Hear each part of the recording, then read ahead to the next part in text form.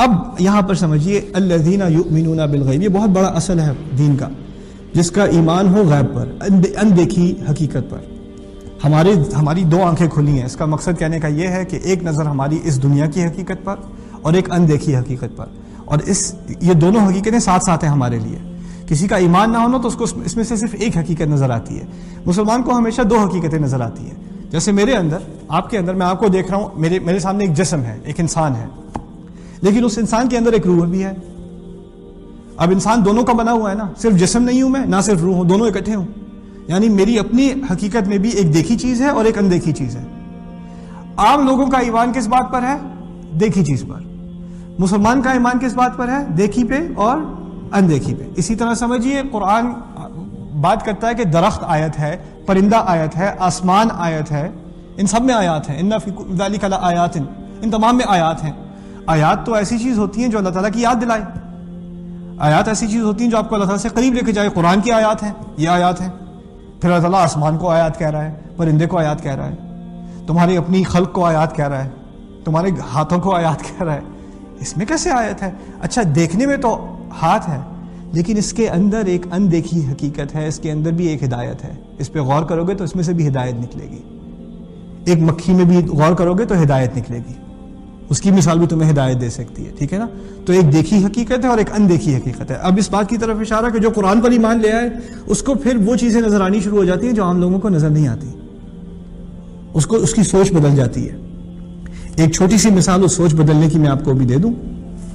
آپ چل رہے ہیں رستے میں، اب ٹیکسس پہ تو کیونکہ ہماری گھاس کی کچھ کمی ہے، درختوں کی کمی ہے، لیکن کہیں آپ کو گھاس کا کوئی پیچ نظر آ گیا، گھاس اگ رہی ہے، آپ کے دماغ میں کیا خیال آئے گا؟ کوئی بھی گھاس کو کوئی بھی دیکھتا ہے کہتا ہے اچھا گھاس ہے، اور کیا سوچنے کی کیا چیز ہے، گھاس ہے۔ لیکن مسلمان کے یا مومن کے، اہل قرآن کے، جو قرآن کا طالب علم ہو، اس کے دماغ میں کیا بات آئے گی؟ اوہ اچھا، یہ جو زمین ہے جو مردہ تھی، مری ہوئی تھی، اس پہ اللہ تعالیٰ کی طرف سے اوپر سے پانی آیا، اور اس پانی کے آنے کے بعد اس مردہ زمین میں سے زندگی نکل آئی۔ ایسی بات ہے نا؟ اسی طرح اوپر سے حکم آئے گا، اور میں بھی ایک دن زمین کے اندر جس طرح بیج تھا اس طرح میں ہوں گا، اور میں بھی اسی طرح نکل آؤں گا۔ یعنی گھاس کو دیکھ کے آپ کو قیامت کا دن یاد آ جاتا ہے۔ یہ قرآن کی تربیت ہے۔ قرآن کی تربیت ایسی ہے کہ آپ کسی مجمع میں بیٹھ کے مسجد کے اندر کوئی درس سن رہے ہوں تو ٹھیک ہے، اللہ کی یاد ہے، لیکن اگر قرآن کی تربیت واقعی ہو گئی تو آپ گاڑی چلا رہے ہیں اور آپ کے سامنے سورج غروب ہو رہا ہے تو پھر وَفَلَا أُقْسِمُ بِالشَّفَقِ وَاللَّيْلِ وَمَا وَسَقَ وَالْقَمَرِ إِذَا اتَّسَقَ۔ آپ گاڑی سپیڈ سے چلا رہے ہیں تو پھر کَلَّا بَلْ تُحِبُّونَ الْعَاجِلَةَ، اب ایسی اوپر آسمان پہ ایسی آپ کی نظر گئی پرندہ اڑ رہا ہے، افلم يروا الى الطير فوقهم صافات ويقبضن ما يمسكهن الا الرحمن۔ اللہ تعالیٰ کی محبت، اس کی رحمت آپ کو یاد آ جائے بس ایک پرندہ کو اڑتے ہوئے دیکھتے ہوئے، انسان کی نظر بدل جاتی ہے۔ انسان کو وہ چیزیں نظر، اب آپ کے ساتھ کوئی اور بھی گاڑی چلا رہا ہے، وہ بھی تیز چلا رہا ہے، لیکن اس کو کچھ یاد نہیں آیا، لیکن آپ کی سوچ بدل گئی۔ یہ ہے غیب پر ایمان۔ لیکن غیب پر ایمان بڑا مشکل کام ہے یار۔ کبھی کبھار تو انسان سوچ میں گم ہو جائے، ہر وقت کیسے سوچ میں لگاؤ، ہر وقت کیسے دو آنکھیں کھلی ہوں؟ دیکھیے عام طور پر ایک آنکھ بند ہو جاتی ہے، جو غیب کی آنکھ ہے وہ بند ہو جاتی ہے، آسانی سے بند ہو جاتی ہے، کیونکہ انسان کی توجہ اس طرف جاتی ہے جس کو وہ دیکھ سکتا ہوں، نیچرل سی چیز ہے۔ تو اللہ تعالیٰ نے تمہاری دونوں آنکھیں کھلی رکھنے کے لیے تمہیں کس چیز کا اہتمام دیا ہے؟ غیب کے بارے میں تمہارا خیال رہے، تم اس کے لیے کانشیس رہو۔ وَيُقِيمُونَ الصَّلَاةَ، وہ نماز قائم کرتے ہیں۔ نماز کا مقصد کیا ہے؟ نماز کا مقصد ہے کہ نماز کا سب سے لمبا حصہ کیا ہے؟ سب سے لمبا چوڑا حصہ نماز کا کیا ہے بتائیے؟ قیام، کھڑے ہونا۔ کھڑے ہوتے تو آپ کیا کرتے ہیں؟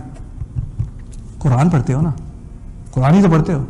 نماز کا پہلے تو نماز کا اپنا دل فاتحہ ہے، اور اس کے بعد نماز کی اساس کیا ہے؟ قرآن کو پڑھنا، قرآن کو پڑھنا۔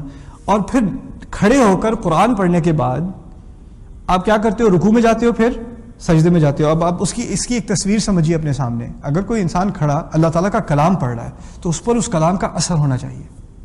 اثر یہ ہوتا ہے کہ انسان رکوع میں گر جاتا ہے، انسان اپنے آپ کو جھکا دیتا ہے، یعنی یہ تصویر کھینچی جا رہی ہے کہ قرآن کا تم پر کیا اثر ہونا چاہیے، کیا اثر ہونا چاہیے۔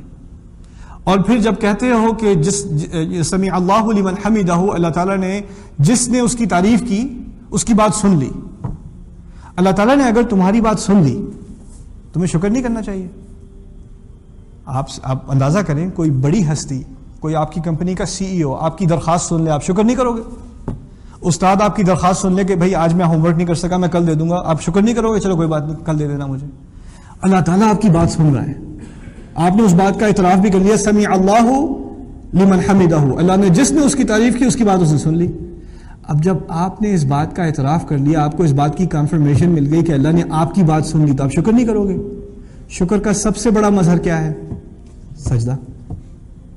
دیکھ لو نماز میں کیا ہوتا ہے، نماز میں آپ کو اللہ تعالیٰ کے ساتھ ہم کلامی، اللہ تعالیٰ کے ساتھ ایک کمیونیکیشن جو آپ کی شروع ہوتی ہے، اس سے پھر آپ کو وہی، کیونکہ اللہ تعالیٰ جو ہے اس سے زیادہ اندیکھی کون سی حقیقت ہے؟ پھر جب اس حقیقت سے انسان بالکل ریفریش ہو جاتا ہے، بالکل تازہ ہو جاتا ہے، تو نماز کے بعد کچھ گھنٹے آنکھیں کھلی رہیں گی، لیکن پھر 1-2 گھنٹے بعد آنکھیں بند ہونی شروع ہو جاتی ہیں، تو دوبارہ کیا ہوا؟ اگلی نماز کا وقت آ گیا، دوبارہ کھول لو بھائی، پھر اگلی نماز کا وقت۔ الذین یقیمون الصلاۃ، آپ کو اس کا ربط سمجھ آ رہا ہے؟ الذین یؤمنون بالغیب و یقیمون الصلاۃ۔